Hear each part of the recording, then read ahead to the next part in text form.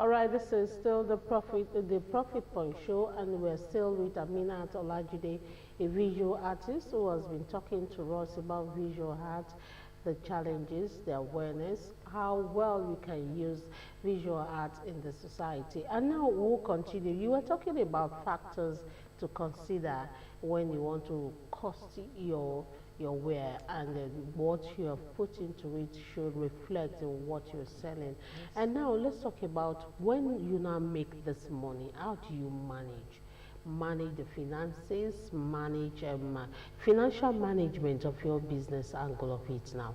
How do you ensure that the business that you have started is running, sustainability of it? Okay, that's actually a very important question that many SMEs, like myself inclusive at the time, I think we miss out on that because we feel because we are the owner of the business, we can actually, just spend the money, we'll get another one. But financial part of any business is actually very crucial because the point of doing a business is so you have, so it outlive you, basically. So the financial aspect, yes, when we get the money for whatever item we sell rather, put it back into the business for expansion. Is it easy that way? Yes, it is. If you are able to actually, how do I put it, to break down the cost. You take out, okay, so let me just go into balance sheet a little. So, once you actually get your, you make profit, you make a revenue generally. So I invested 100,000 naira into getting materials such as pencils, like I mentioned, paintings and everything. And I'm able to make 500,000 naira out of that. That's a profit of 400,000. It's not a profit if you have not removed something like tax and money to pay back to employees and all of that. So when you remove all of that, what you have left is actually your profit. The running costs and everything. The profit you don't have left, you can decide to put it back into the business, or okay, now as the CEO, as a founder, I need to remove the 10%, but it's very important, and I would advise anyone that no matter how big or how small, how you feel, okay, it's my money, I'm doing that, do this, I did the painting, why can't I spend? Put it back into the business. Okay. Put it back into the business, because the beauty of it is when you see that business in 4 or 5 years grow, and you know that, okay, I don't know, your back people say that you don't use your, for what member of job, that means you don't use all your both hands to eat. I mean, you don't basically eat your future. Yes, so finances, we manage it effectively from my own end, and that's why we've been able to expand from where we were 5 years ago to where we are now. So we, like I said, we have a space now that accommodates even artists like myself. Can actually come into our space and create peace. No, it's not everybody that have the liberty to. You asked me something earlier about people getting a store. That's a constraint for some artists. Many people don't have the liberty to get space, to draw, and they feel because of that, say, I'm not doing this thing again. Let me just go and learn. Let me just go and work somewhere. And art needs concentration. You understand? So now we're able to, because we didn't use both hands to eat, we're able to create a space where it gives room for other artists to come in and create, and that's another source of revenue for us. So the government levies taxes, does it affect your financial management side too? It doesn't. Okay.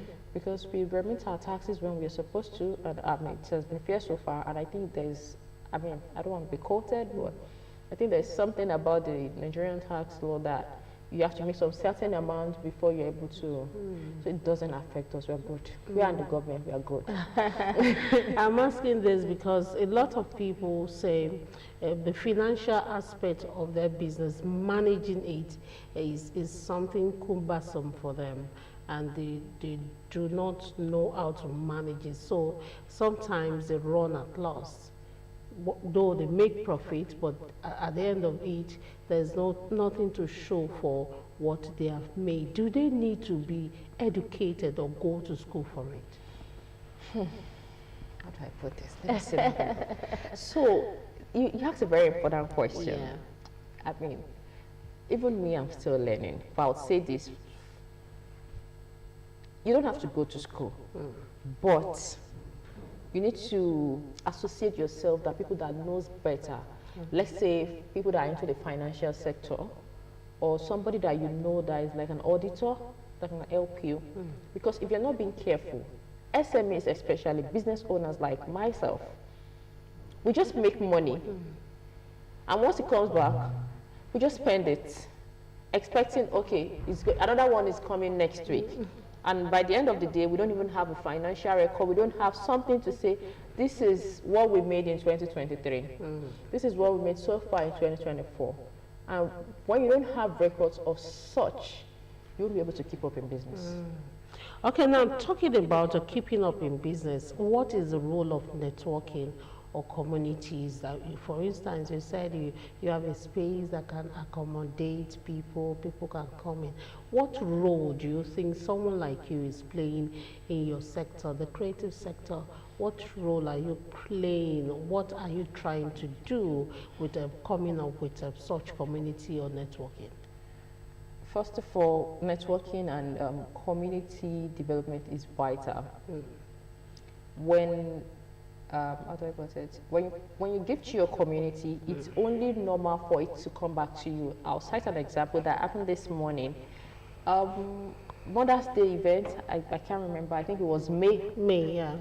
So we did a free painting sessions for all mothers. We didn't look I mean, we had moms that were in their 60s, old grandmas came to the hub to paint. It was basically free. And how do we go about it? If you're coming, since it is free, just come with a gift for another mom. Okay. So they all came bearing even people brought a big cake to the hub, thinking, okay, this is a full-blown party. Where am I heading to with this? The event went well, everything was smooth. Now from there, somebody that came that I didn't even know personally, it was just a ballot that people just picked. I mean, you were lucky. Referred me to someone that gave me a job that is big. So if I had not done that, many people feel, okay, I don't want to do free stuff. How do I make my money? How do I do this? How do I do that? So when you do some programs, some outreach, like I say, we have the summer camp that I said we did was free too. And people start to wonder, if you keep doing something free as a business owner, then how do you make your money? It's called CSR. That's where we put our own free stuff that people say. We just put it as part of CSR. We're giving back to the community. And in turn, when the community grows, we all grow. When we train people, we get them back to come intern with us. When you go to an extent, we start paying you when we take you to site. So you're making money through even learning from us. So that's how we try to enrich our own community. I work with a lot of artists. When I have side jobs, you don't have to be my protein, you don't have to be somebody that are trained. As long as you know what you're doing, let me see your portfolio, I'll work with you. Okay, that's a good thing to do. Now let's talk about the criticism or rejection that comes with when some people will not like your job. That is a fact. And some people may see it, they'll fall in love and immediately want to buy. So for someone who comes and says, no, I don't like this thing, how can a creative artist accept criticism or rejection for their business or for their own personal growth? I think you take out sentiment from business. Is when you put sentiment into business, like, why would he talk to me like that? Why would she talk to me like that? Forgetting that the first thing is that person is a customer and he or she is bringing money to you. So when somebody criticizes your job, see it as a means to step up your game. See it as a means to, okay, I know I did well, but I could be better.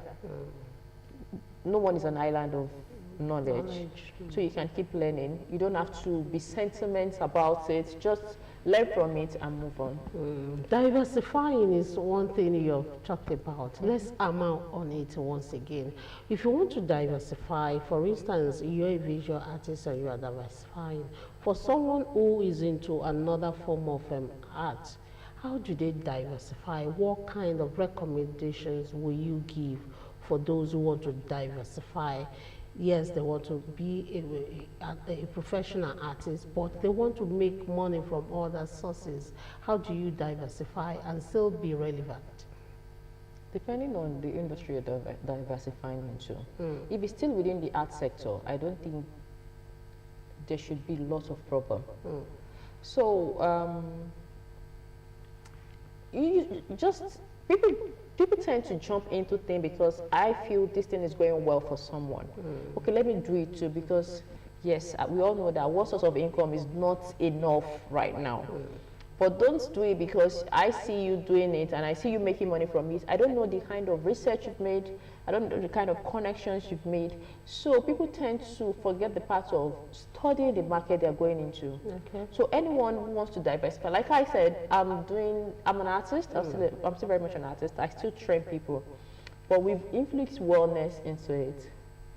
So people come in, they paint, but what we want out of them is not just to paint or create. We want you to know that, okay, do you feel happy while doing this? Are you at peace? Okay, how do you feel when coming in? And now that you're done, how do you feel? We don't work with just artists alone now. We work with psychotherapists, we work with life coach. I mean, our team has expanded a lot right now, and it still all boils down to creativity. Okay. So what I'm saying is that before I do all of that, I'd gone through that part myself. I'd gone through that personally. I was the phase where I said my hand was not working, and you know the accident was so triggering. Our driver died while on motion. You know, all of those things. I'd walked through that part mentally. So when people are coming in, I'd walk in their shoes. And I have people that are on my team that have the same vision as me. So we're able to work together to deliver a good message. Now imagine somebody seeing what I do, and he or she just feels, oh, they're making money, I want to do it too. I make money. And it now turns out, like, okay, what's she doing that I'm not doing? I mean, there's a lot I'm doing that you may not be doing. You're providing solution. And you may just be, okay, you may just want to do it, okay, why is it just, why do people have to go to that place? You don't know what I'm giving to my customers. You may just be trying to give them aesthetics, come and draw and go. I may be giving more. So anybody that wants to diversify into any other part of art, make your research, know your targeted customers. Know that these demands have not been met. It's one thing when one person is, how do I put it, when 10 people are struggling for a thing. It's another thing when there are 10 items and it's just, you just have like 3 audience. You won't go around. There's no way you want to go about it. So study your market, know what you're going into, and know that, okay, this is what I really want to do regardless of the outcome. Now let's talk about balancing now. You balance your creation and the business responsibility. How easy is it for someone to balance? And do you think someone can actually balance it up? Can you actually balance the responsibility of creating a masterpiece or a commission, as you have said, and the responsibility of handling your business, the financial aspects of it, the making profit aspect of it? Can you marry the two together? Okay, initially I wanted to say that I stopped trying to have a work-life balance. Okay. Because I'm human after all, and I can't be here at the same time. But your question is still tilting towards the business part of it, in terms of creating masterpiece and doing commissions. They are all bringing profit to the company, yes. But in order to serve our customers better, you have to take it a step at a time. Me, I do it a step. Like I said, I may have some works, and I'm grateful for the kind of clients that I have. They are very, very reasonable set of people. I'm grateful to them. I don't have to rush when it's creating peace. So I just do jobs that, how do I put it? Most of the jobs that I do are commissions, yes. So I take my time to do the masterpiece, like you call it. I take all of the time that I need without it affecting my revenue or the company's revenue or what we are bringing into the company. Yes, so I don't really strive so hard to want to balance it, as long as we are meeting our target sales, our target revenue, what we want to make, and how we are making it as is still bringing profit to the company. We're good.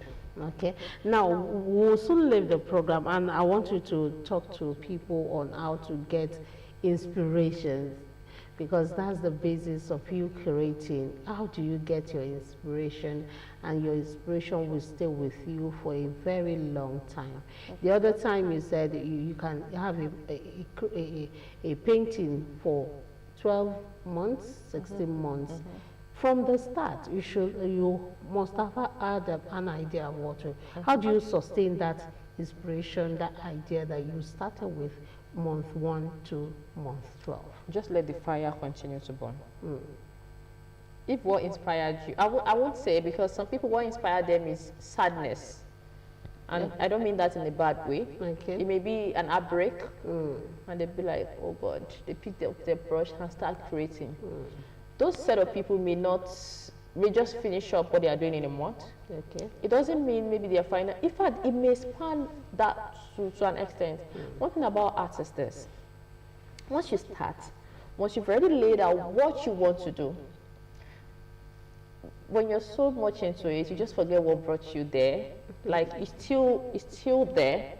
Say, I'm very happy. Whatever brought me to this place was, oh, when I had my baby, that was what inspired this painting. My baby is still there. Anytime I go there, I remember this was what brought me here. So then the whole idea is still in my head. So inspiration can come from anywhere. It may be you seeing a mom trying to feed a baby. It may even be a dog trying to eat, or something. It differs with individuals. So I would say what works for me may not work for another artist. So whatever you feel that thing, just keep the fire burning. Just make sure you don't let it die.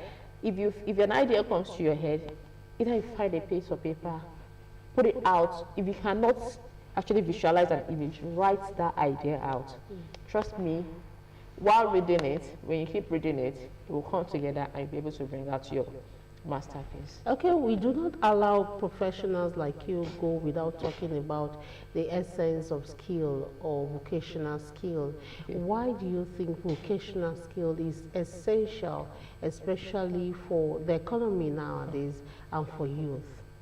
Very important.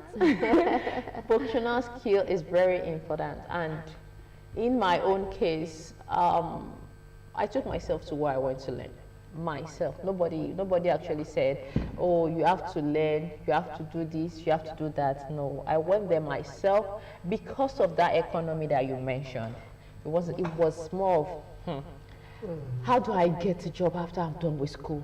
How do I do this? So I went there to learn. It's very important for parents, guardians, anyone in charge of either kids or in charge of people's lives to actually take vocation skill as important as they will take the normal school activities that they go to, because it's like adding source to the individual's life. Okay. Okay, now one more question and we'll leave the program. What do you think the economy really needs now? Or do you think we need diversification from the formal industry to the informal industry? And where should we really tap into? I personally do not think we need diversification. When we were talking about financials, I mentioned connecting yourself with people like auditors. Those are the formal industry. They went to school, they are accountants, they train. I mean, that is their level of expertise. We need them. As SMEs, we need managers, we need people that are not, people that work with me. that are in my administrative team, they are not artists. Okay. Like I said, I have psychotherapist, life coach. They don't draw. That is their own skill. That is their level of expertise. So I don't think right now in the economy we need to diversify. Well, actually, we need to do better in wherever we meet ourselves, both the formal and the informal industry, because at the end of the day, when we come together, we make the economy grow higher.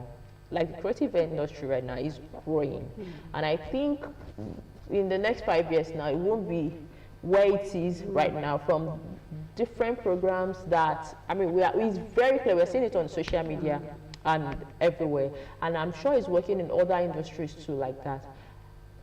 The informal industry, I don't think there's much attention there as it should be. So if the government are saying this, or anyone saying this, they should at least put more focus there as they are putting it in the formal industry too. All right, thank you so much, AMINAT OLAJIDE, for coming on the program. Thank you for We've had having a me. very educative session with you, talking on visual arts and other forms of art on the program. Thank you so much for coming. Thank you, ma'am. All right, now that will be the end of the program, the profit point for this week. We will come again next week. We promise to give you the full session, which is the business review segment and the business review segment of the sectorial segment of the program. But before we leave you, don't forget that you can become a sponsor or place your advert on Ogtv or any other program like that with calling this number 0803-396-0423. You can place your advert or come in as a sponsor, and you can contact us through this number 0803-396-0423. Thank you for watching today's episode. Next Thursday promises to be another educative session with me, Charity James, and other crew on the Profit Point Show. See you again.